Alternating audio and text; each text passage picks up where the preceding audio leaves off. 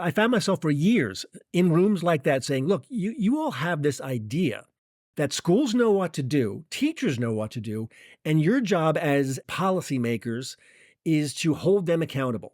Well, where did you get that idea? That teachers and schools know what to do? Because I'm here to tell you they don't. The idea that schools and teachers are expert pedagogues, brilliant at curriculum instruction, and that the problem is that they're lazy or indifferent or whatnot is just not true.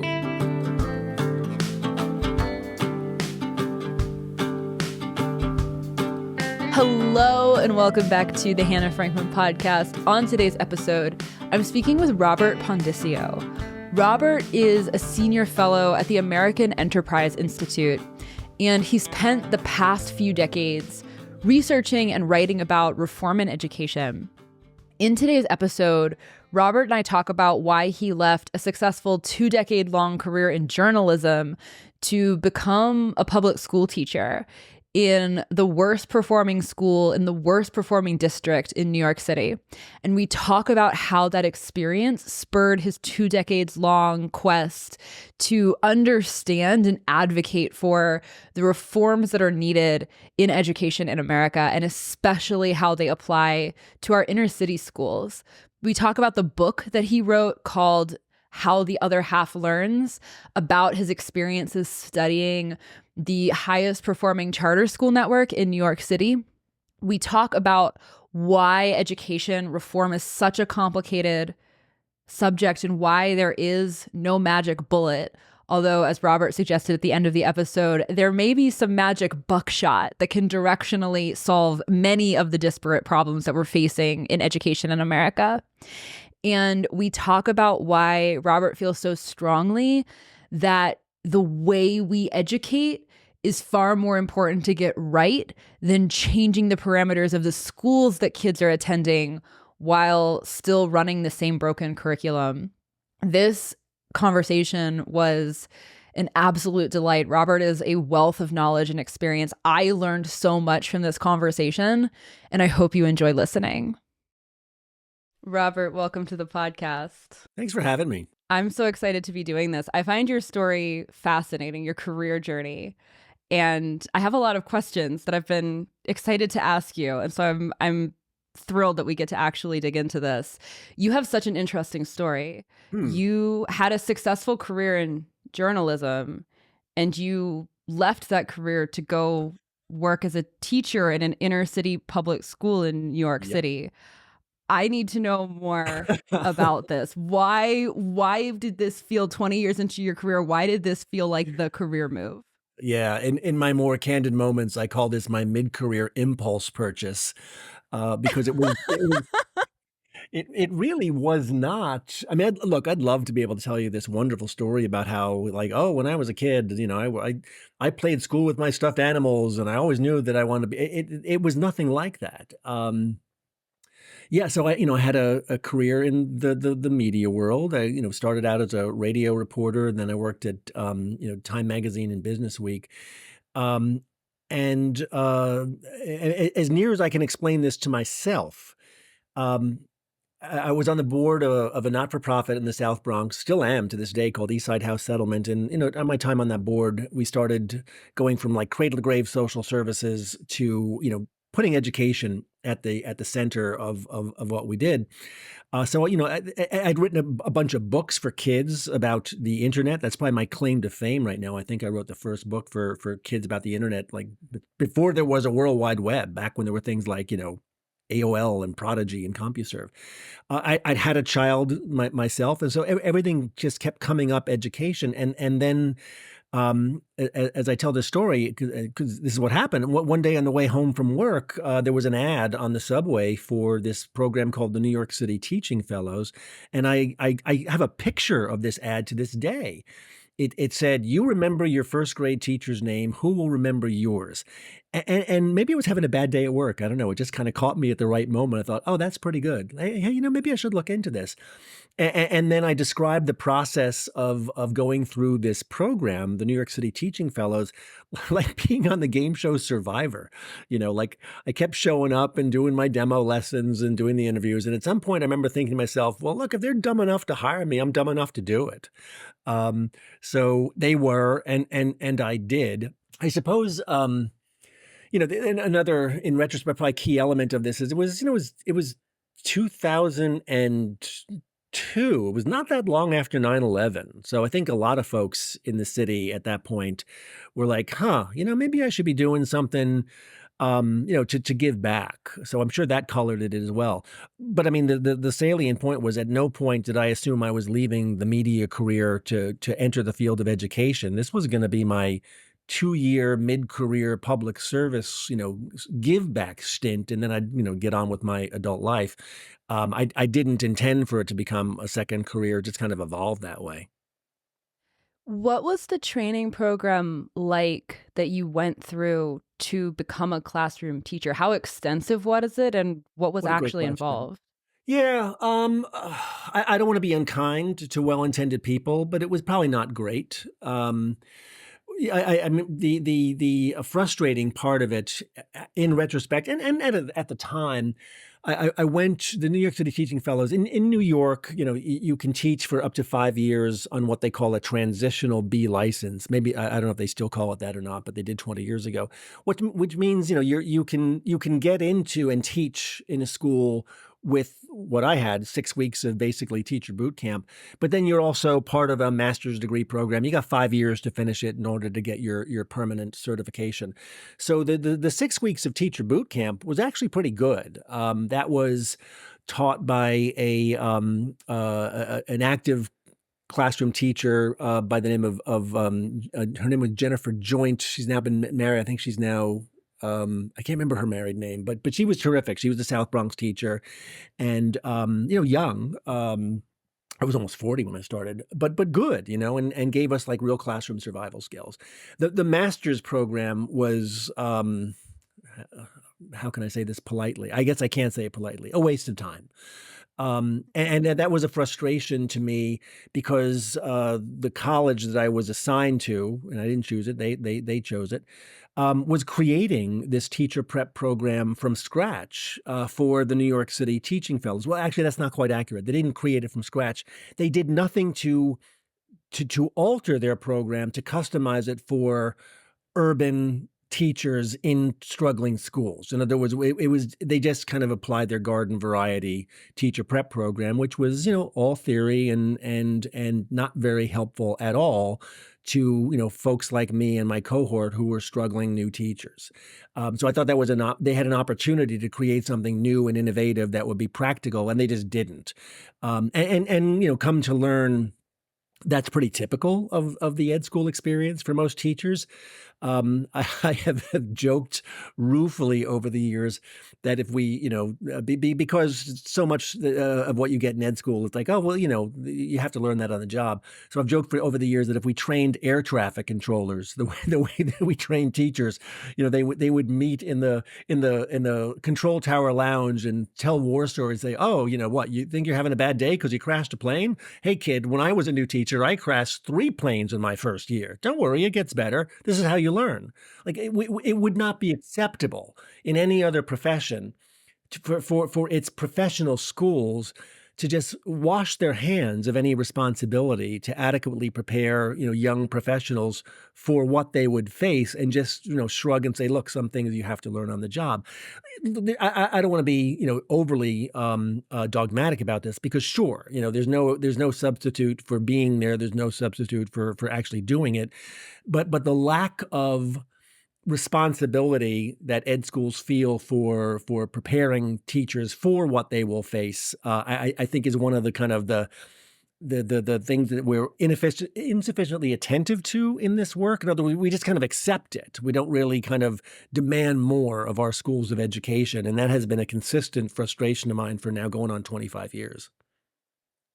The 6-week boot camp as your prerequisite to be doing classroom teaching is not a lot of time that's not terribly extensive. And one of the things that teachers, I get this all of the time on Twitter when I'm talking about homeschooling, particularly. Teachers love to come in my comments and say, if you don't have 4 years of teaching training, you're not qualified to teach your kids. Even if you have a bachelor's degree in something, you don't understand how to teach because you didn't go to teaching college.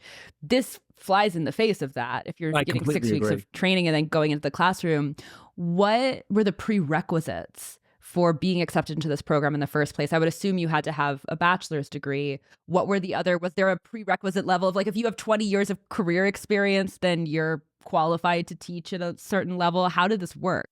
Yeah, that's a great question. I really don't know what they were looking for. I mean, I was walking in as a complete neophyte, so I simply don't know what were the kind of like personality traits and whatnot that they were looking for that signaled to them, okay, this is a person who could be, either effective or not terrible at this. Because keep in mind, this program was really designed to help staffing shortages at the hardest to staff schools in New York City.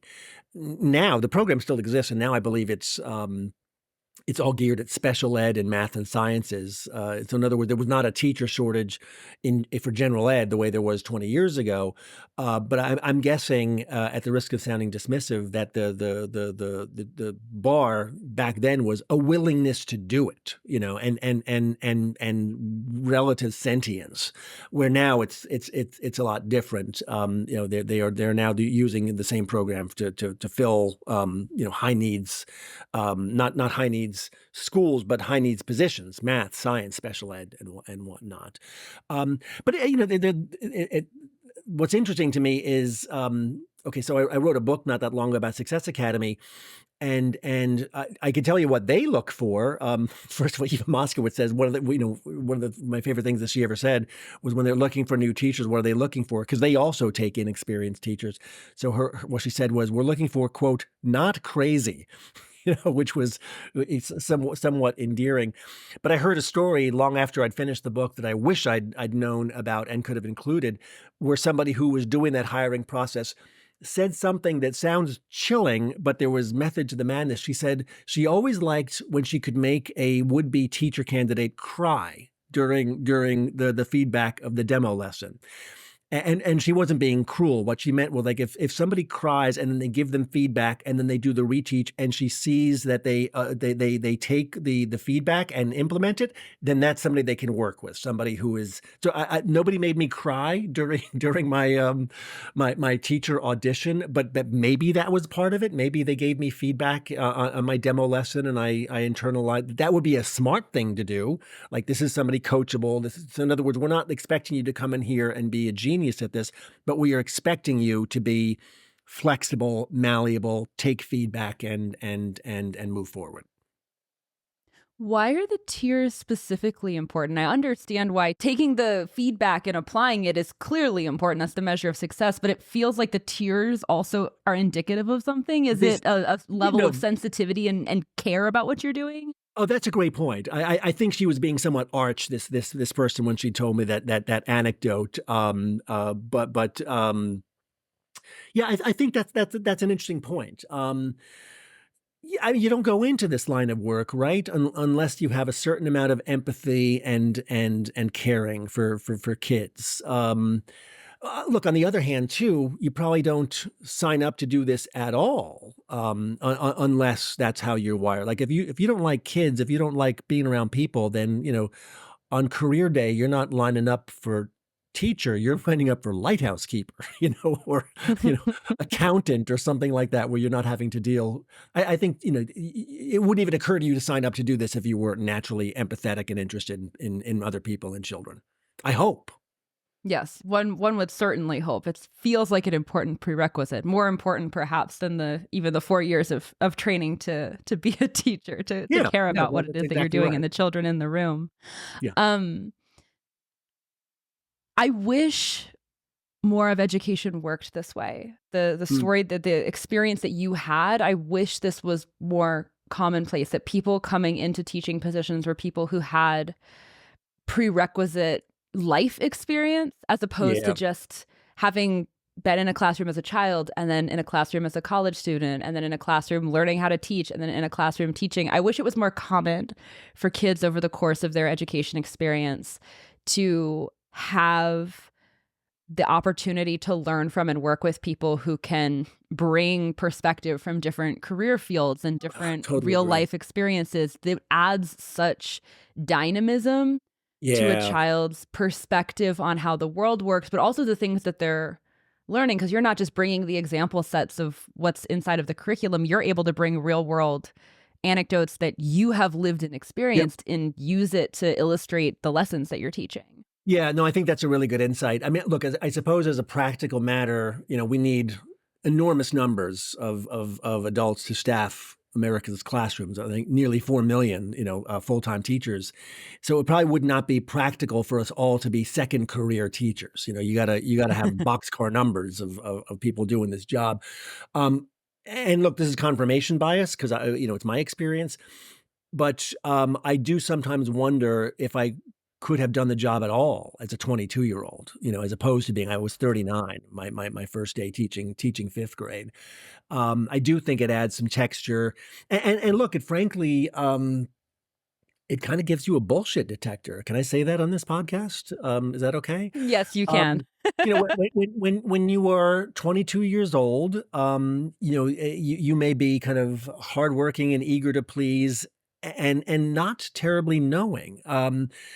I've described this my own journey as a teacher this way, that it kind of went started out as willing suspension of disbelief, because, I was almost 40. I had not set foot in an elementary school classroom since I'd been an elementary school student, more than 30 years before. And I have a famously bad memory about my own childhood, but enough to think, I don't remember doing it this way when I was a kid. Um, and then that willing suspension of disbelief, was largely tied around some of our literacy instructional practices. And I remember thinking, boy, I don't remember any reading instruction at all after, say, first or second grade. I remember doing, history and science and social studies and art and music and whatnot, as opposed to at PS 277, where I was teaching, like, literacy instruction just never stopped. It was 2 hours a day and more, and we didn't do all the other stuff. So when I say willing suspension of disbelief, was like, huh, I don't remember doing it this way, but hey, they must know something. They must have learned a few things since I was a kid. But then you were confronted with the frankly horrific reading test scores in this school. And for context, I taught, the New York City school system is the largest school system in America by a wide margin. It's divided into about 3 dozen community school districts. The South Bronx is District 7. That's where I was teaching, and my school was District 7 is the lowest scoring school district in New York City. My school was the lowest scoring school in District 7. So on the one hand, there's okay, I'm learning something about literacy instruction. On the other hand, wait a minute. Those test scores are freakishly awful. What do you think you know? So that willing suspension of disbelief over the years that I was teaching kind of went from curiosity or acceptance to curiosity to skepticism to doing some of my own independent work on this, learning the work of E.D. Hirsch Jr., one of my heroes, and wondering why we weren't doing what he was writing about, because it seemed to me like, I've said this 1,000 times over the years, it was as if he was standing in my classroom, like his work completely describe what I saw every day, kids who could decode but not comprehend. But when I would bring up his work, which again I discovered on my own, God knows it never came up in, ed school or my professional development, almost invariably somebody would say some version of that, oh, that's that dead white guy stuff. Nobody takes that seriously. Like, wait a minute, that's not what his stuff is about at all. It's about language proficiency, it's about vocabulary, it's about background knowledge. This is what we should be doing. So what started out as willing suspension of disbelief kind of turned into anger and militance. And, back to my mid-career impulse purchase, if that hadn't happened, I probably would have just stayed in the classroom for a year or two and gone back to other things. But once, that became my cause in a sense, that, like, the one guy whose work was describing what I felt the kids that I had signed up to help needed, they weren't getting. And in fact, educational thought and practice seemed almost not just dismissive, but hostile to. And once I had that kind of, hammer through glass moment, then my path was clear. Then it was like, no, no, no, this is what I'm supposed to be doing. I've jokingly over the years described myself as wanting to be E.D. Hirsch Jr.'s John the Baptist, and ended up literally working for him at one point and saying, like, look, you're just what I said to you. You've got the answer. This is what these kids need. How can I help you spread this gospel? And it's defined my work ever since. It feels like there are a couple different components that you're describing that were influencing your perspective, and also the deep passion that you clearly feel for this. And it feels to me like they can be separated, but I want you to correct me if this doesn't feel right. Okay. It feels like part of this is sort of pedagogical norms or accepted practice that I would expect transcends just the specific school that you were in and is more systemic in terms No of question. approach. And I'm curious to hear you break that down, whether you feel like some of it was specific to the district that you were in or the school that you were in, or if it feels very Yeah. holistic. The other piece of this feels like perhaps it's specific to the environment that you were in, which is the worst school in the worst district in New York City, which is the largest network of schools in the world, or in the country rather. And you're going into the trenches in a place that's very underserved, very disadvantaged in every way, shape, and form. And it's how it's competing against other schools, but you're seeing things there that you wouldn't have seen if you were going into an average New York City school or one of the better New York City schools. And I'm curious, one, if that's even correct, that there are sort of like two threads here that both felt very problematic. And if that is true, how the two of those related in your thinking, or if one or the other felt like the thing that really was driving you, the systemic problems or the slightly more specific to the type of school that you were in problems. No, it's both. And this is a very different answer today than it would have been 5 years ago, thanks to a woman named Emily Hanford, who I don't know if you know her work or our listeners know her work. Emily Hanford is a journalist and podcaster for American Public Media. She has done a series of reports over the last couple of years, the most well-known of which is called Sold to Story. And then she had another one prior to that called Hard Words. And it was basically, here's why kids aren't learning how to read. It has everything to do with the way we teach reading in this country. And she fitted for Black Hats a woman named Lucy Calkins of Teachers College. She was the founder of the Teachers College Writing and Reading Project, and other folks, Fontes and Pinnell, who do leveled reading, etc. When those podcasts came, I heard from grad students of mine from 10 or 15 years ago who were like, "Are you listening to this? This is the stuff you were talking about in our grad school classes." And I'm like, "Yes." So your point about systemic problems, yeah, all of New York City was a wholly owned subsidiary, so to speak, of Lucy Calkins and her literacy methods, which are untainted by efficacy and proof. Emily Hanford did the nation a considerable service by really unpacking these frankly dumb and deleterious ways that we were expecting kids to learn how to read. And look, let's come back to this later. There's a whole science of reading movement going on in this country, which Emily can largely claim credit for having ushered into existence, but it's not new. In other words, we've been having a back and forth about the reading wars for longer than any of us have been alive. Literally, it goes back, more than 75 years. So the systemic issue was an issue, right? In other words, why I became kind of a curriculum and instruction zealot was because the standard ways of teaching literacy that I was told was a best practice were demonstrably dumb and deleterious. They just didn't work, So that's one, and that was not just. And frankly, that it was definitely not a PS 277 District 7 problem. that work came out of the highest performing school in New York City, PS6, which is across the street from the Metropolitan Museum of Art in the wealthiest zip code in America. Um, and the well-intended but demonstrably bad idea of, oh, what works here, we should do this everywhere. It didn't work there either, but its deficiencies were masked for reasons that we could, we are predictable, but we can go into. But yeah, so that's the first part of your question. Yes, there were systemic issues that were addressable, and New York City, to its credit, is now kind of unwinding a lot of that, but that's complicated too. Um, but sure, were there issues unique to the South Bronx or to kids who are growing up in poverty?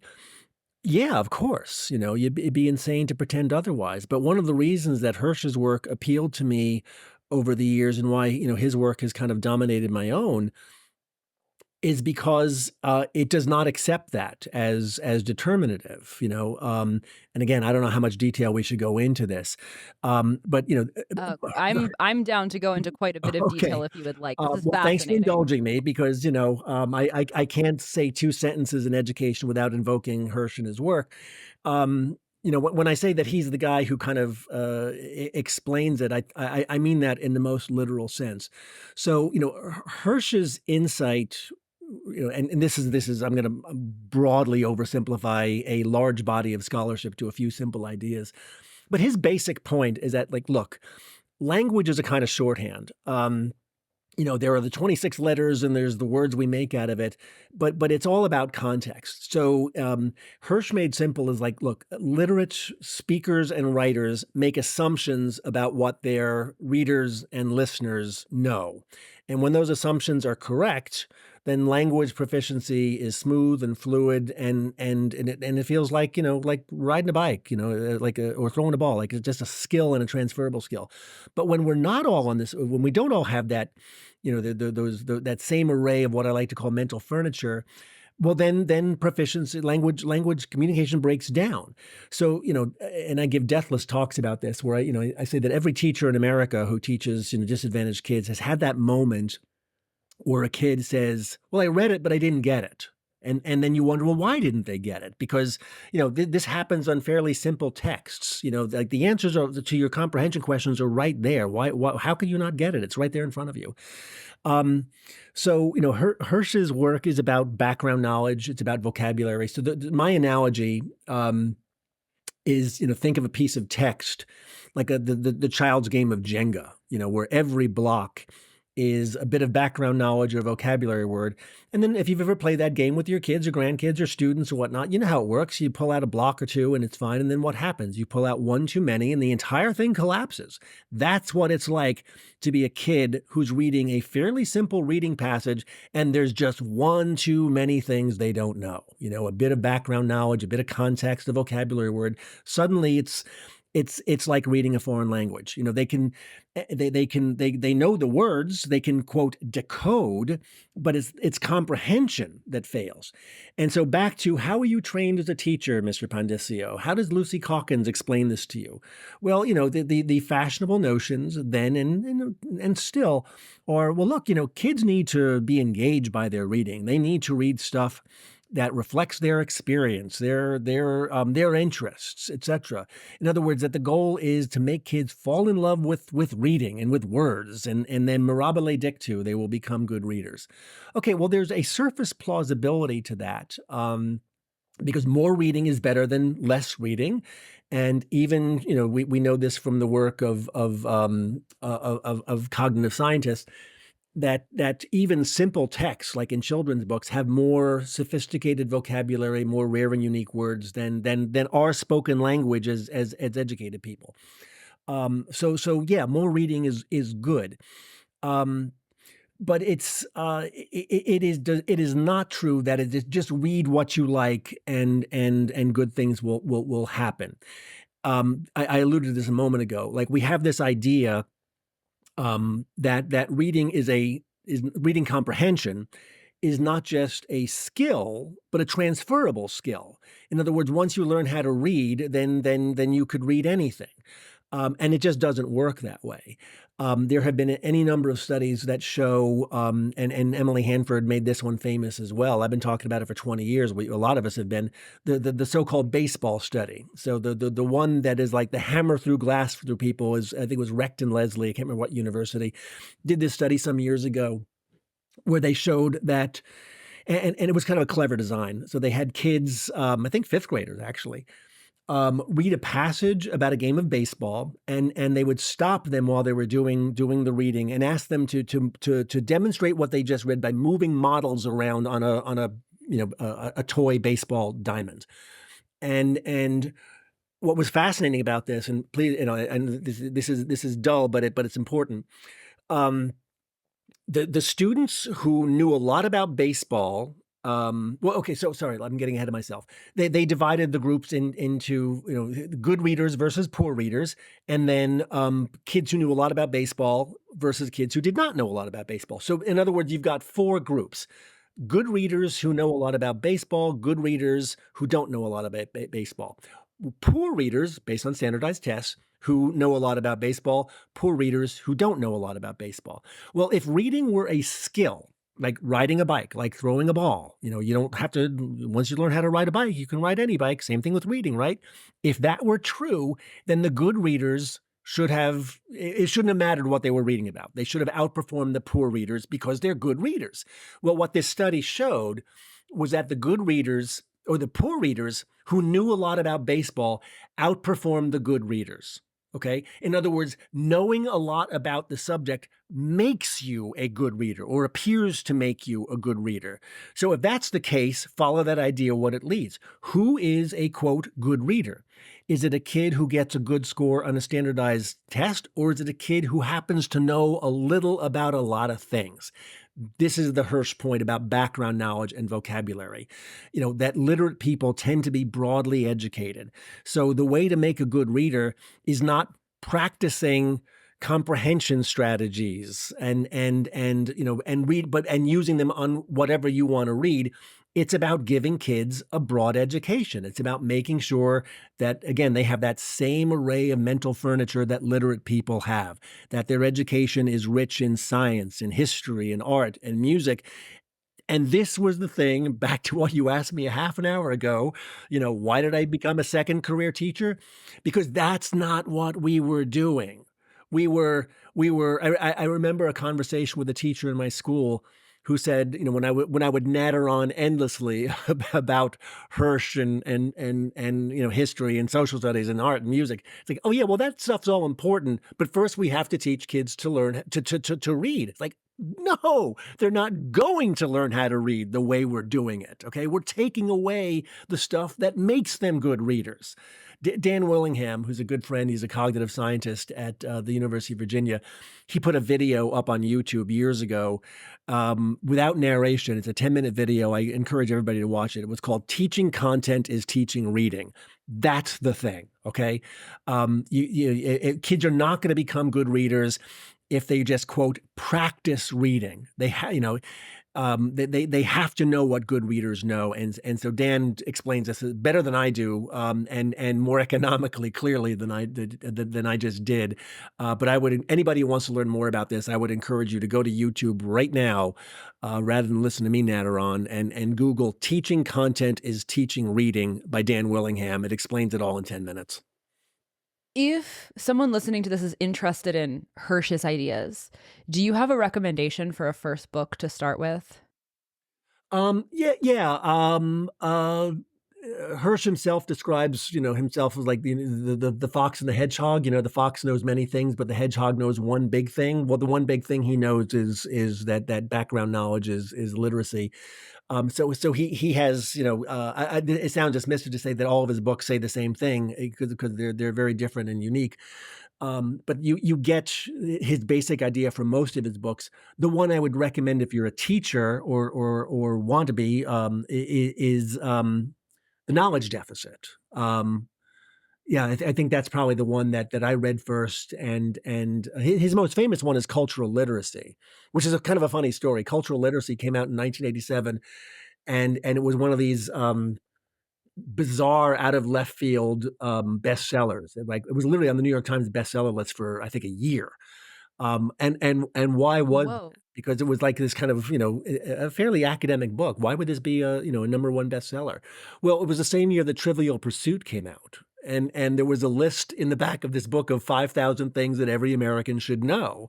And so people, I think, bought the book to kind of crib for playing Trivial Pursuit. Doesn't matter. Like, it worked. It put him on the map.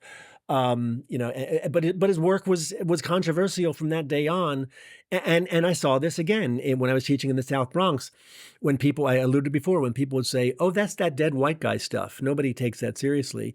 He was accused, and he's very much a man of the left. He's described himself as practically a socialist.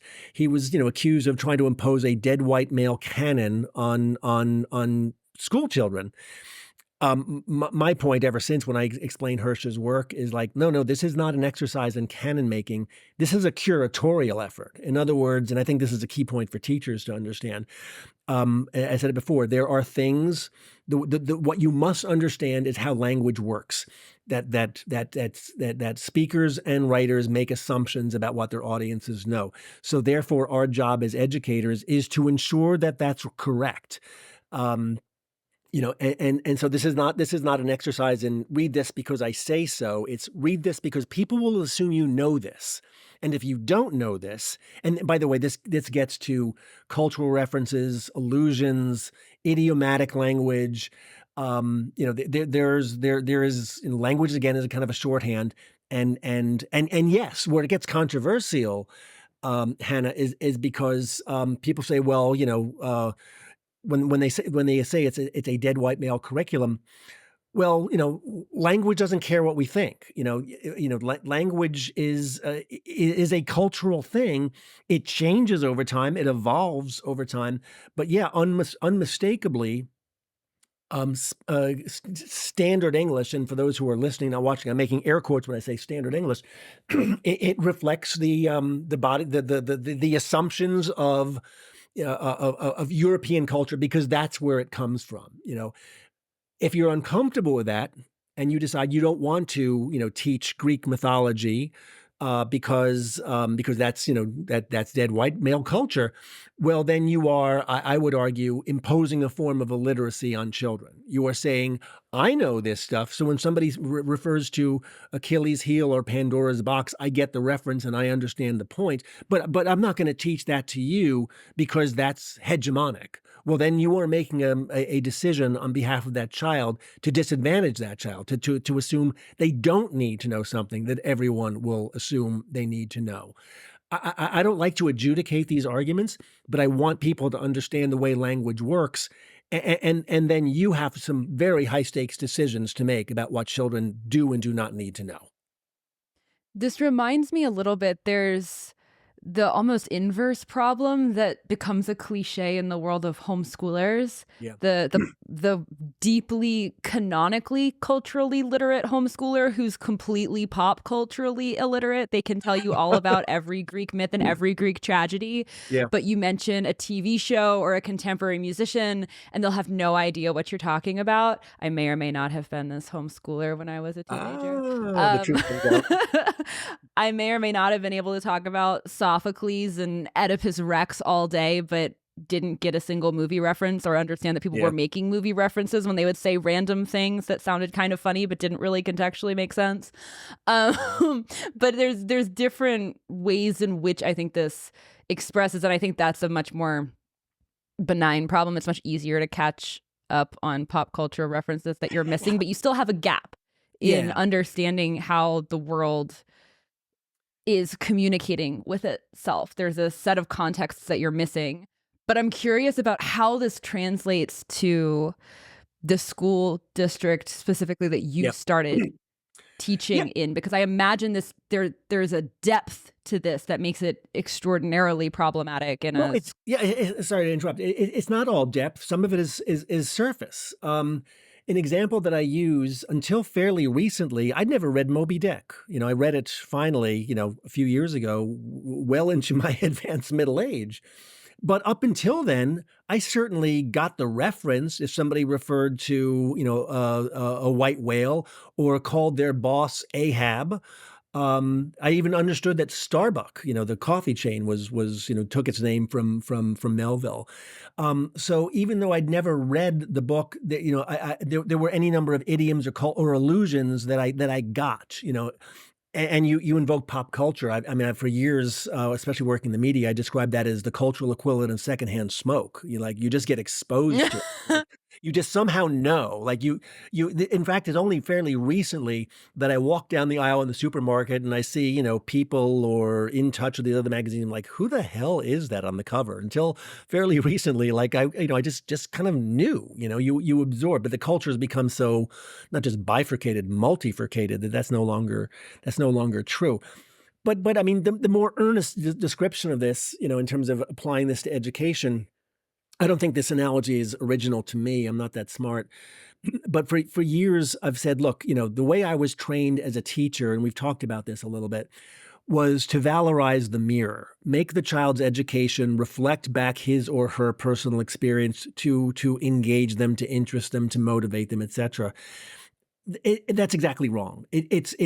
Or I shouldn't say it's completely wrong, because look, we want kids to be engaged and find their education interesting and relevant, but we've way overcorrected. It should be way more windows and way less mirrors. So um, you know it's impossible, frankly, to fill a kid's head with that array of mental furniture, to use my preferred analogy, even in 13 years times 180 days times 7 hours. You have to valorize for children the idea that, hey, the world is pretty cool and pretty interesting and extraordinary, and you should be paying attention to it. Um, there's a lot of stuff going on there that's that get kids outside of their own head and learn to interact and engage with the outside world. This is a bit of a digression, but for years, I've counseled schools and teachers, bring back current events. I mean, this is I'm obviously older than you, but I'm old enough to remember when that was like an elementary school war horse. You every day one kid would do the current events report and report something from the national news and the world news and sports and weather. That kind of valorized this idea that we should be paying attention. The educated people pay attention to what's going on in the world. And I feel like that pendulum over the course of my career has completely gone in the other direction, where now it's, oh, the child is the world, and everything they need to know is inside and it just needs to be unlocked. And that's a lovely kind of, notion, but it's also, it does us a disservice. So my big 35,000 foot, advice to schools and teachers is less mirrors, more windows. I want to talk more about your experience inside of that first school where you were a teacher, Okay. because Because you like having me have PTSD. you can curb this wherever you don't want to go. But I don't mean to be triggering, No, no, but no. I'm being a smart aleck. me too. I don't apologize at all. We're going here. But I'm very curious about some of the details of the experience, or the things that stand out about the experience, because Sure. I think it's such a common conversation point when people talk about optionality in Hmm. education, when people start thinking about different ways of educating children and choosing different, like especially when you get into the school choice conversation. um People make a very clear line in the sand between people who have the ability and the means and the resources and the familial support structure to choose something different, and the people who don't, and the people who are going to be most hurt if school funding dollars start being Okay. separated out and sent to different institutions. And the thing that always comes back is the the lower performing schools, the low income schools, and how how the conversation is not created equal, talking about schools in Okay. rich neighborhoods and schools in poor neighborhoods and the disadvantages that the kids in poor neighborhoods have. And I'm very, very curious what you observed inside of the Okay. classroom. I want to get into the nitty gritty a little bit of like, what were the biggest challenges that you saw, the biggest hurdles that the kids were trying to overcome, the things that made your job harder as a teacher. Like Yeah. I want to shed some light on that because I think that's a really important part of any conversation about this. Great. Game on. Because this is kind of like where I live and breathe. Um, yeah, and a few notes just before I dive in. I mean, one, I'm an unapologetic school choice guy. But I'm also I've realized late in life that it seems to be my fate to be the skunk at every picnic, including the school choice picnic. Because, and look, I say this all the time, like every conversation worth having about education either very quickly gets to, well, it's complicated or it's not a very good conversation. And so what you just teed up is the most complicated conversation imaginable.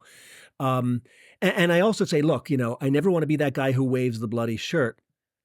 And say, well, unless you've been a teacher, you don't understand. But there's something to that. Not because it should shut down conversation, but because it should add nuance and texture to conversation. So despite the fact that I'm a school choice guy, it is complicated by my on the ground experience. Having taught at, again, the lowest performing school in the lowest performing district. So, boy, I'm not even sure how to launch into this, but I will start by saying for years, I have been the guy at ed reform conferences and convenings, and I'm an unapologetic ed reform guy as well, also because of my experience. And think of what the classic ed reform playbook is: testing, accountability, and rewards and sanctions. So I found myself for years in rooms like that saying, look, you all have this idea, at least a tacit idea, that schools know what to do, teachers know what to do, and your job as policymakers is to hold them accountable, to measure what goes into the black box, measure what comes out of the black box, and take either incentivize or take corrective action. Well, where did you get that idea? That teachers and schools know what to do, because I'm here to tell you they don't. And frankly, Hannah, now I find myself saying a variation of the same thing to school choice audiences, and I'm a school choice guy. Hey, you have this idea that there's all this dynamism out there that is just waiting to be unshackled from union domination and from state and district bureaucracy and set free. Well, where'd you get that idea? In other words, the idea that schools and teachers are expert pedagogues, brilliant at curriculum instruction, and that the problem is that they're lazy or indifferent, or whatnot, is just not true. So I mean, you asked about my experience, teaching in the South Bronx, and I say this all the time. The story of the common narrative that schools like were the one that I used to teach in are just kind of filled with, union cosseted layabouts, punching the time clock and counting the days until their retirement vests, is just not so. My school was filled with good people trying their best and failing. Okay. Were there some, people like my union chapter leader who theatrically waited for 3:47 and 30 seconds to punch the time clock? And yes, there was a time clock because that's what the contract said. Yeah, of course there were. Sorry, it was 3:27, not 3:47. I don't want to add 20 minutes to her day. You know, um, you did see people like that, but in the main, it was filled with people. And boy, it's funny because this gets back to my point about being 39 instead of 22. When you're 22 years old and your head is filled with these kind of dumb and deleterious ways of teaching reading, you just say yes, ma'am, no, ma'am, and go and do, and then wonder why I'm working so hard and not getting the results. For me, it was like, you know what? This doesn't resemble what I remember. Let me look into this. So that probably makes a difference. But I mean, I think that's a problem at large in American education is we make assumptions about what the problem is that are, seductive, intuitive, and wrong. And there's no greater one than just assuming that what schools do is settled, and now we can just measure it and go forward and reward and punish those who are doing it. Said differently, um, we assume that what ails education is that we have a process problem, and not a product problem. So I've also said it's funny. I probably have the most negative view of ed reform of anybody outside of Diane Ravitch, except the issue is she's outside throwing bombs, and I'm kind of like inside the tent saying some of the same things. Um, but we do have this problem that assuming that it is that the product is sound as opposed to the process. So and this is why I've spent the last 20 years of my life talking about, as I like to say, where my ed reform and ed policy colleagues tend to talk about the structures outside of education, charter schools, teacher quality, et cetera, et cetera. I'm the guy who says, hey, can we talk about what the kids are doing all day? Can we talk about curriculum? Can we talk about instruction? Can we talk about school culture? And I've written, far too much about this, saying that, look, we spent the last 25 years focusing on the content and delivery of education as opposed to assuming that those things are settled, and now we're going to talk about the conditions around it. I just think we'd be in a lot better place than we are. Again, I don't want to sound blithe or dismissive, but you can look at things like NAEP scores, the National Assessment of Educational Progress, the so-called Nations Report Card. And it looks like a dead man's EKG. It hasn't budged in 40 or 50 years. And it's not because teachers are lazy or indifferent. And look, frankly, I'm not a defender of teachers' unions, but another idea you hear all the time is, look, just get rid of the unions and all will be well. Well, that's not true either, because there are right to work states that are some of the poorest performing states in the country. If it was just the unions, then those states would be killing it, and they're not. So, the moral of the story here is that we need to spend a lot more time, and this is a through line of everything we've been discussing, Hannah. We need to spend a lot more time on the content of kids' education, and a lot less time focused on look. And I love these things like charter schools and school choice. Great. Have I said, did I mention I'm a choice guy? Because I'm a choice guy. Did I mention I'm a charter guy? I'm a charter guy. But the idea that magic happens when you put that old wine in those new bottles is just an idea that we need to let go of. It's just not so. Are there alternative models that you're bullish on? Alternative models of instruction, whether it's something like a Montessori approach or something more sort of innovative in a contemporary sense, like school, like the micro school movement, where people are working with very small, intimate classrooms and they're using technological tools to help kids assess in real time their academic progress so that they're not the Jenga tower you mentioned earlier of having gaps in your understanding until eventually the whole thing just collapses. Do you have any easy questions that we can talk about? Because every question you ask requires a master's thesis to unpack. Like, can we do some simple ones? Sure, we can break this down. I know I'm packing a lot into these questions, but there's a lot here to unpack. Let's start with Montessori. How do you feel about Montessori? It's fine. No objection to Montessori. But what I was going to answer is the model that I'm really intrigued by right now is the classical model. There's a burgeoning classical schools movement in this country, both in among religious private schools and charter schools. And what's fascinating to me is like parents who have no background in this.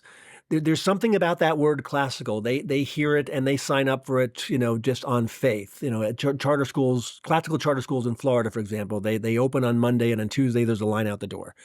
So there's this inchoate sense that like there's something there that I want, but not surprisingly, based on what we've just been discussing, why do I like classical schools? Because they are extremely content rich, and they do default to. It's the Western canon. Sorry, can't help that. But you're going to get a lot of the the literature and allusions and idiomatic language and whatnot by interacting with the good, the true, and the beautiful that comprises a lot of our language. So that model I think is probably my favorite that's out there right now. Okay, now let's take these one at a time. So that there were the models. What were the other parts? Um, the the types of schools that Oh, are you mentioned micro schools. employing, yeah, well, micro schools broadly, which can be they can have any number of different educational approaches, Yeah, but the sort of core factor is the small yeah. community, which allows for much more personalization. Yeah. I mean, again, I'm going to be consistent here and say that the delivery mechanism matters a lot less to me than what is being delivered. And I'll say something controversial, okay, which is micro schools, and I've been to a couple of them. A lot of them do not require a licensed teacher, and I'm fine with that. Because I just don't think that there's any magic to being a licensed teacher. The only thing that having a master's degree has been shown to raise is not student achievement, but the teacher's salary. Okay, so until or unless, and we spent some time a little while ago kind of dumping on ed schools, until or unless they can demonstrate that they really are driving higher student outcomes, student achievement, then they have no business being arrogant about, well, you must have this credential in order to be a teacher. So it's not as if anybody can do this work, but we've demonstrated to anyone's satisfaction, I think, that having that credential, having that formal training, it's not training, that formal acculturation does not do anything for student achievement. So why do we continue to fetishize it? So I have no problem whatsoever with homeschooling. I adore homeschooling. I have no problem with micro schools that are not being led by an accredited teacher, but by a so-called guide, because there's no proof that they're going to do any worse of a job than a ostensibly licensed teacher. In fact, just yesterday or 2 days ago, I was out in Phoenix speaking to a group of policymakers, and somebody raised the point about because I talk about curriculum all the time. They raised the point about homeschooling and curriculum, and my point. I remember saying to this person, like, wait a minute, actually. Homeschoolers and micro schools are much more likely to have a curriculum where teachers are acculturated to believe that they and they alone are the best person to know what every child needs. Homeschoolers are aware of what they do not know. And they want those guardrails of a structured curriculum. Please give me something that I can teach kids, so they don't have that kind of, professional arrogance. I don't think the teachers have it, but that kind of acculturated arrogance that teachers have to assume that they either are or must be the only person who can decide what the curriculum is. So that one of the reasons I think homeschoolers and micro schools get better results is because they don't have that kind of, perhaps in their insecurity, they are looking for some help. That teachers are told that it is beneath their dignity to either request or seek. Yeah, I'm very sanguine about those models. And look, let me also quickly add, not because I'm a public school basher, okay, because I'm not. You heard me say it before. Like, my school was filled with good people trying their best and failing. I want them to fail less. I don't want to beat them up and make them feel inadequate. I want them to understand that they have been sold a bill of goods about what good teaching looks like, and we've made their jobs just too damn hard. And we need to give them the support, not in terms of treacly empathy and handholding, but tools, curriculum, serious training in pedagogy and classroom management, so they can go home at the end of the day feeling successful, instead of going home the way I felt, like I had tire tracks on my back. This is perhaps the last hill I'm willing to die on in this work, after doing it for a couple of decades right now, is we've just made this job too damn hard for the men and women who do it. And we need to take a good long look, not at holding them accountable, etc., but asking, what do we want their job to be, and how do we make them successful at it, and what can we take off their plate? Because right now we are asking them to do too many things, and they can do none of them well. Do you have an opinion on some of the app-based instructional tools that use algorithms or machine learning to give kids lessons exactly at the level that they're testing at with their quizzes, as Yeah, opposed that's to complicated. academic instruction in a classroom? Yeah, it's wow. You really don't ask simple questions, do you? Um, it's I'd apologize, but no, no, no. It's good. It's on the one hand, I'm a thoroughgoing ed tech skeptic, right? Because you don't have to have been in this work for very long to have seen just, one wave after another of overpromise and underdeliver. And here's the shiny new ed tech tool, everything from whiteboards to artificial intelligence, and this is going to be the game changer and blah, blah, blah, blah, blah. And all it tends to be is, as I said before, old wine in new bottles. So I come by my tech skepticism honestly because it doesn't tend to change the content. In other words, until or unless we have real clarity on what we want kids to learn and know and be able to do, then changing the delivery mechanism is not the most helpful thing to do. Look, that said, I'm not going to call it a Damascus Road conversion moment, but a curiosity about artificial intelligence. Not because I think it's a good idea. I think it's a bad idea, frankly, to have kids sitting in front of screens all day.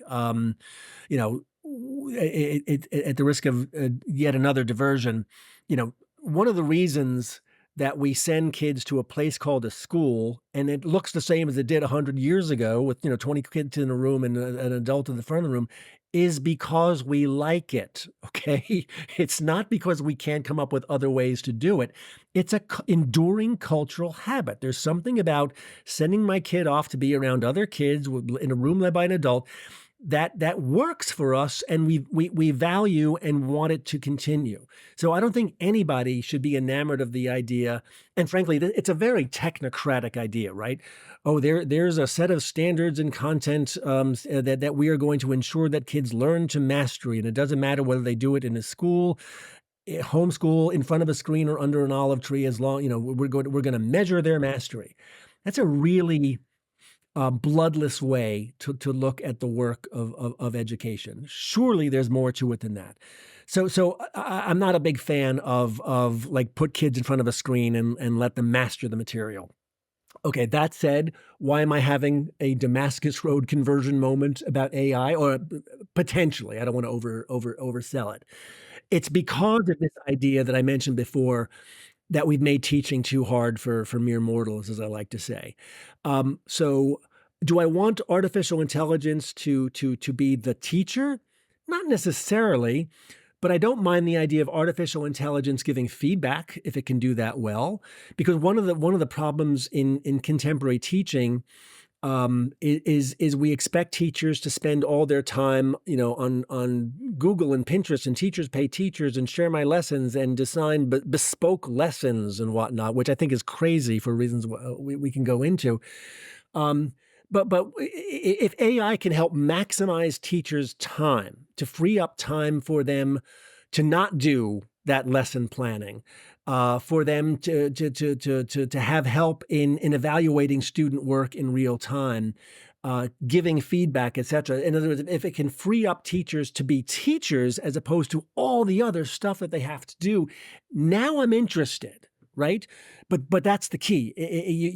My interest in AI as a teaching tool is not to replace the teacher, but to take stuff off the teacher's plate to allow them to really maximize their value add.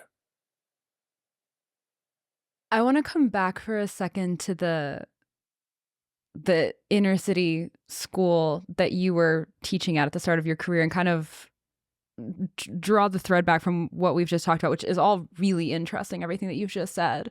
You have some really interesting perspectives on the things that are holding kids back, and you keep saying, it's not necessarily the structure of the school, and it's not necessarily even the specific models of instruction of like the patterns of how we teach math or how we teach reading. It's a lot of it sounds like context or lacking in context. as a mechanism for understanding. And I would imagine that problem was probably worse in the schools that you were teaching in, or more acute. Yeah, Would you say that's true? I think that's true, and I also worry, Hannah, frankly, that we kind of misread the signals. Um, Mm-hmm. in other words, look, my interest in education hasn't changed one iota from day one. I'm interested in in schools being more effective for the disadvantaged, right? You know, and I worry about you know fashionable education ideas leading us astray. And I'm if I'm hesitating, it's because this gets to sensitive areas that I have been I've been canceled over in the past. So I want to kind of choose my words very very carefully. One of the things that I worry, I'm a big fan of so-called no excuses charters. Okay, like KIP, Achievement First, Success Academy, that I wrote my book about. None of them call themselves no excuses, and some of them have kind of repudiated those models. But I'm a fan of no excuses because I remember what it meant when the term first came into common usage. It meant no excuses for adults. It didn't mean no that we're holding kids responsible and they can't make excuses. It means if kids fail, we've failed kids, and there's no excuses for that. So that original ethos resonates deeply with me, and I think it's the right idea, the right ideal. Kids don't fail, adults fail kids. Period. Full stop. And I worry that in the last couple of years, um, we have been we've led ourselves away from that. And again, I mean, let's remind listeners of the context here. I'm talking about urban education, which is all I've ever done. I've never stood in front of a white kid in my life. I've only ever taught low-income kids of color in the South Bronx and Harlem. And my goal then and now is, how do we ensure that they get some return on their investment in education, so that it works for them as well as it worked for me, for my kid, for your kid, et cetera. Like, that's the goal. That this should be a means to an end of upward mobility, engaged citizenship, full membership in American life. Boom. Okay, so how do we do that? Well, now there's this idea that these schools are, frankly, racist, that they are or structurally racist, that we need to. It's back to that windows and mirrors thing that we discussed a little while ago. That in order for education to be effective, it has to be culturally responsive. It has to reflect their interest and experience. And the Hirschian part of my brain, the red lights start flashing, and like, no, no, no, no, no. That's not what this is about. That is how you keep them, from being upwardly mobile, by telling them what they already know, by not preparing them for successful engagement in the broader world, but for engagement in what they're already engaged in, and that impulse feels humane and thoughtful, but I'm here to tell you it feels wrongheaded and misleading, and like we're going to regret this, right? So that concerns me deeply right now, because damn it, there's pendulum swings in this work. You can't do it for more than 20 minutes before you see, the same things come back around, right? And so you spend 10, 15, 20 years building successful charter schools and changing people's ideas about what it means, what effective curriculum instruction looks like. And then something happens, and then it's Sisyphean, right? You push that rock up the hill, then something happens and it rolls right back down on you. So my biggest concern right now is that we are unlearning the lessons of effective instructional practice. That, look, there were excesses. I want to be clear. I mean, some of the stuff that you would see in no excuses charter schools deserve to be criticized. But the answer is not throw it all away and go back to doing what we did 20 years ago. The moral of the story is is change it, adapt it, make it more responsive, but don't just throw it under the bus and say it was all wrong because it wasn't all wrong. Like we have data that shows that kids in high performing charter schools just learn way more than not just kids in comparable neighborhood schools, but in comparable charter schools, in that don't use these instructional models. So it's a frustration that the lessons we learn in this work just don't stay learned. Someone or something comes along and it's like a baseball team changing its manager. Like suddenly, everything has to be new and different because the new manager has to show that he's pulling levers. We just whether it's changing curriculum every couple of years because there's a new principal or superintendent or whatnot. We just it's frustrating how difficult it is not just to create change in education, but it's even more frustrating that we cannot sustain it. I don't think, by the way, I came close to answering that question. Yes, I have like 6 follow-up questions to what you just said because there's so much meat here. It's complicated. This is a Did I say very it's complicated? complicated 'Cause it's complicated. topic. You did say it's complicated, and anyone who's spent time thinking through this has come to the conclusion very quickly, I think, that it's complicated, and that's part Yeah. of the challenge of having conversations that have sweeping applications. You're not just talking We want this locally. to be simple, right, Hannah? I Yeah. mean, I guess how many times when I was a teacher, people say, "Well, what's the answer?" It's like, and I would always just like, "Well, how much time do you have?" Because there isn't an answer. There's a lot of moving parts here. So I mean, but we feel like there should be simple, easy answers. Oh, just get rid of the unions. Oh, just adopt this curriculum. Oh, just hold parents accountable, etc. Like it feels like there should be an easy button, and there isn't. There's a lot of advocacy for making education a free market. Yeah. Getting rid of the monopoly of school districts. It works in your average middle class neighborhood, where there's a culture of entrepreneurship and choice. Does it work in the districts that you taught in? I want to invoke what I invoked a few moments ago, which is this idea, Yeah. that as I say to school choice people right now, and I'm a school choice guy, that you have this idea that there's all this dynamism out there waiting to be unleashed. Where'd you get that idea? Because I think that's the Achilles heel of the school choice movement is to assume that the problem is the school district, and that if we broke that hammerlock of public education as being a public school, traditional public school, then all would be well.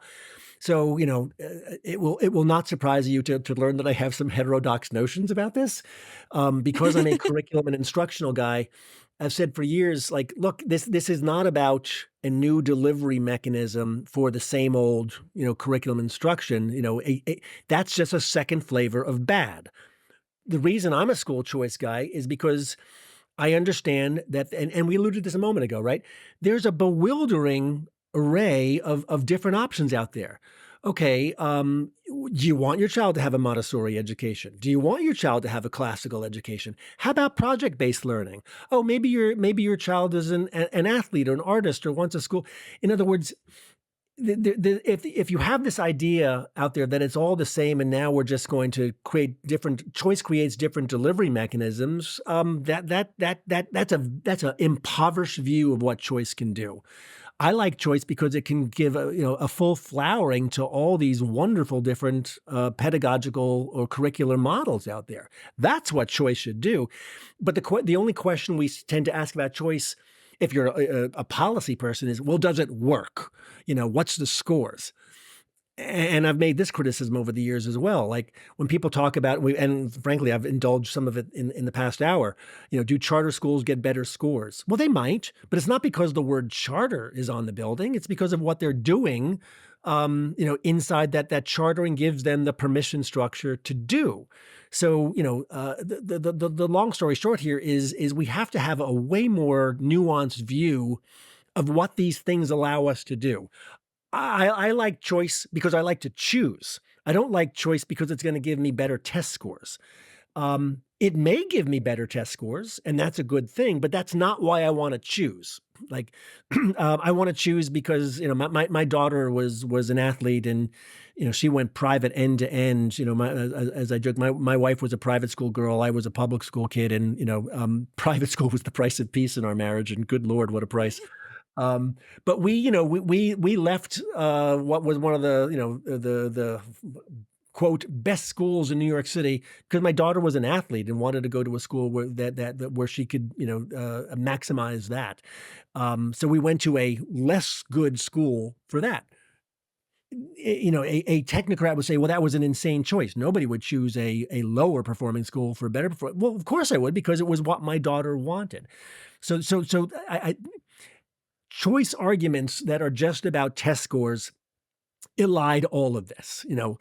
So not only do I want low-income parents to choose, I want low-income parents to be able to choose for the same reasons that I got to be able to choose. What does your kid want? What does your kid need? What's the best fit? It's not about test scores. It's about facilities and culture and programs and curricula. If I have a wish between now and the day I achieve room temperature, it's that we can move the choice conversation to that. Using choice not to improve performance, but to choose, but choice as an intrinsic good. By the way, do I think that would improve performance? Yes, of course. But if a school look, there's no such thing as a good school with lousy test scores. Let me be clear and emphatic about that. But we have to get past this idea that the only thing I need to know about a school is its test scores. It's common for people to argue that school choice is just going to harm the kids from low-income neighborhoods who have fewer options, but will have resources drained away. Do you think that's fair? It's a risk. Yeah. And this is where I get in trouble with my ed reform friends, because I know what the right answer is supposed to be, and I know what the research says, which is that no, when you have a free market, it creates a rising tide that lifts all boats. I talked about this in my book about Success Academy, and this gets back to my experience teaching at PS 277. So in theory, there were no charter schools, or very few, at the time when I was teaching in that neighborhood. But if I were teaching there now, I think about the kids in my classroom over the years who'd be the first out the door if there was a better option for them, that rewarded their their initiative and ambition. So there goes Tiffany, there goes J Rod, there goes Dominique, there goes these kids who were like my not just high flyers, but they were just kind of invested in their education, and now that's going to make me better. That's going to make my school better. The fear of losing those kids is going to incentivize me to work harder. Lady, I could not have worked harder. Okay. That was not part of my experience. I've said, 1,000 times since then that teaching is the hardest job in the world to do well and the easiest job in the world to do badly. You could not have asked me to work. It's the hardest damn job I ever did. Period. Full stop. The idea that you're going to that either losing engaged kids or the threat of losing them is going to be the thing that the theory of change just doesn't make sense to me. Hannah is my point. I don't care what the data says. Strike me dead, drum me out of the ed reform core. It doesn't make sense to me to say that those competitive effects are going to be enough to raise my game. Okay, but there's a but coming. The but is I don't want to keep Tiffany and J Rod and Dominique and those other kids locked up in my school and deny them that other option. Why? Because it's America, okay? Like, nobody tells me as a well-off white person where to send my kid to school. When we denied the public school system the resource that was my high-functioning child, and again, I'm making air quotes, because that's just not a conversation. You do that every day and uncontroversially. Nobody raises an eyebrow if my kid goes to private school. Nobody raises an eyebrow if I buy a home in Larchmont or Montclair where they have, quote, good schools. So why the hell do we think we have the right to deny low-income people of color the ability to do the exact same thing for their children? But okay, now I'm going to focus for a change. Does that make the public school system better or worse? How could it not make it worse? Good Lord. Like when you take the most engaged families, out of those schools and then say, okay, now the conditions exist for you to improve. Are you high? That can't possibly be the case. Okay, now there's another but coming. This is why I focus on curriculum and instruction. This is why I focus on the content of education, because I'm sorry, choice advocates and my fellow, choice warriors, the public school system's not going to go away. Okay. If you create the conditions that allow the most engaged and ambitious families to exit, and we should, then you are going to be left with a situation in which schools like mine, which are already under pressure, are by definition, axiomatically, the schools of last resort. They're not going away. They must be better. Okay. We're not going to make them better by wagging our fingers at them. We're not going to make them better by holding them accountable. We're going to make them better by filling them with dedicated men and women who want to do right by kids and giving them what they need to do so. Okay. And that is not, to bring our conversation full circle, that is not by handing me the keys to the classroom and saying, figure it out. Okay. It's by structuring it. It's by having a curriculum. It's by having training that says, here's what you do when you teach kids. Okay. Here's what good teaching is. Here's what it looks like. Okay. And we're going to teach you how to do it because we have to teach you how to do it because there's some large number of kids in our country for whom there's no other choice. You are the choice. You must be better. I feel like I should applaud. That was fantastic. And I'll never be invited to another school choice convening after that. So no one's going to listen to this. You right, should Hannah? be. This is important.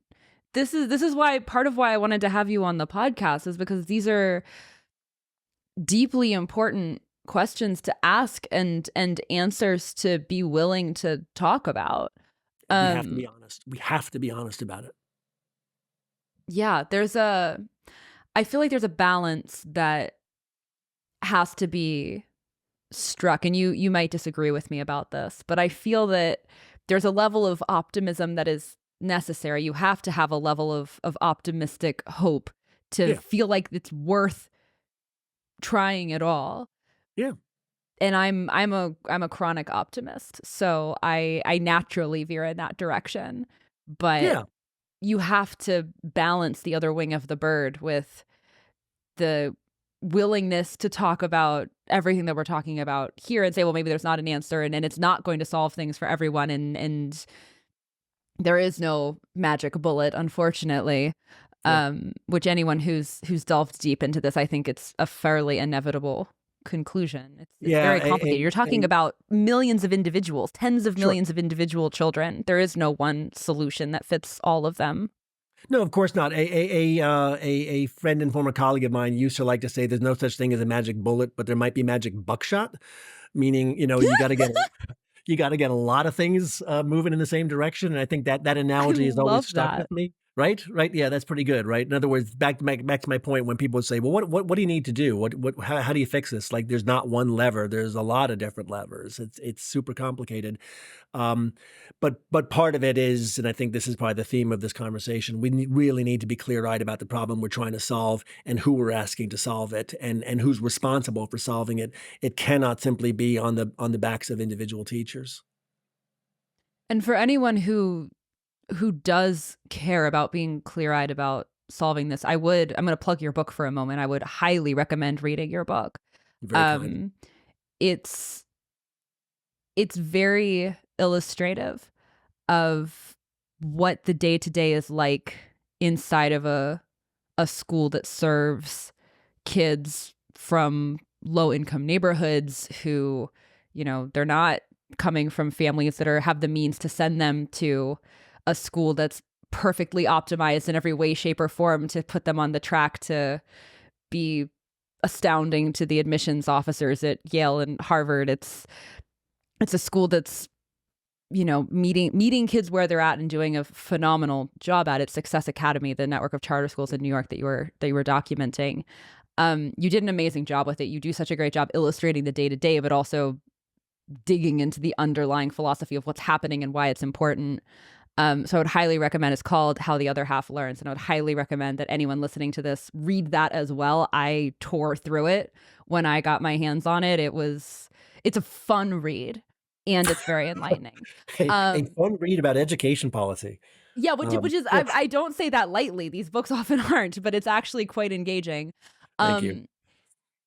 We could keep going down rabbit holes for a very long time, but I feel like we've covered a very substantial amount of ideas and information that I have found this conversation very enlightening. I hope that other people listening have as well. You've shed light on a lot of things that don't even necessarily have answers, but are important to be thinking about and considering. And that's deeply valuable. I'm going to recommend everyone read your book. Where else would you send people if they want to know more about your work or they want to read more of your work or listen to you speak on other places? Where would you send them next? Yeah, you're very kind. I appreciate the warm words. So I work my day job. The people who pay my salary is the American Enterprise Institute, which is a big old think tank based in Washington D.C.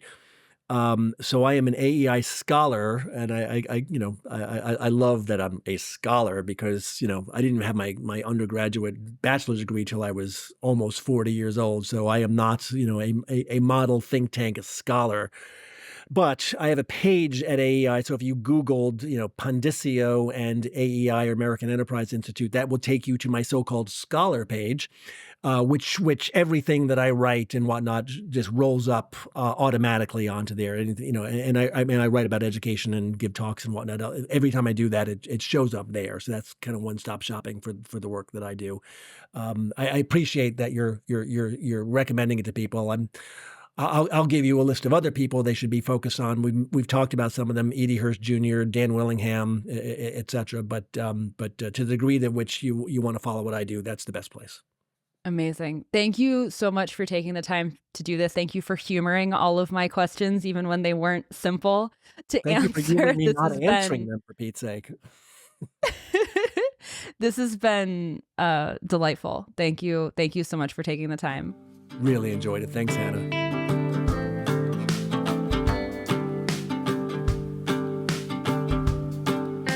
All right, my friends, that is a wrap for today. Thank you so much for listening to today's episode. I hope that you found this valuable. Please leave a 5-star rating on Apple or Spotify. Please like the video on YouTube. And please don't forget to subscribe on whatever platform you listen to make sure that you don't miss next week's episode. Thank you so much, friends. I will see you next week.